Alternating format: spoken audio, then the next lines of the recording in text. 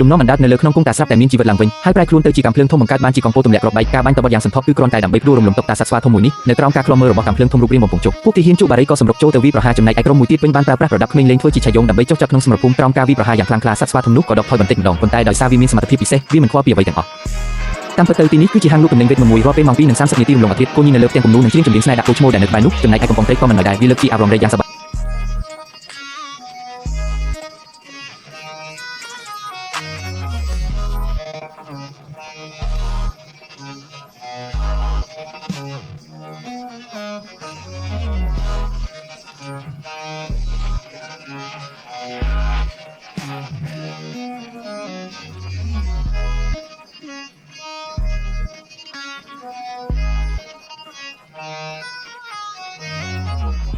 ឃើញទន្សាយក្លាហានបែបនេះសុទ្ធដែលនៅក្បែរនោះក៏ទ្រាំមិនបានទើបញ៉ាស់ចេញមកដើម្បីលើកទឹកចិត្តវាប៉ុន្តែក្រោមការវាយលុកយ៉ាងខ្លាំងក្លាពេលទន្សាយរត់សំដៅទៅរកញួរនៅក្នុងដៃរបស់វាក៏ប្រែទៅជាឈើចាក់ធ្មេញបាត់ទៅហើយទន្សាយបានត្រឹមតែញឹមស្ងួតរួចក៏បែកក្នុងរត់ចោលស្រមោលប៉ុន្តែវានៅតែត្រូវគេដេញតាមរហូតដល់ទាល់ច្រកនៅពេលដែលស្ថិតក្នុងស្ថានភាពអាសន្ននេះ Spider-Man ក៏បានលេចមុខចេញមកដែលនេះគឺជាពេលវេលាដ៏សំខាន់សម្រាប់តួឯកកម្រិត800ទោះជាយ៉ាងណាក៏ដោយមួយវិនាទីក្រោយមកសត្វស្វាធំក៏បន្តចាប់កំហុសទន្សាយទៀតធ្វើឲ្យទន្សាយភ័យខ្លាចរហូតញាប់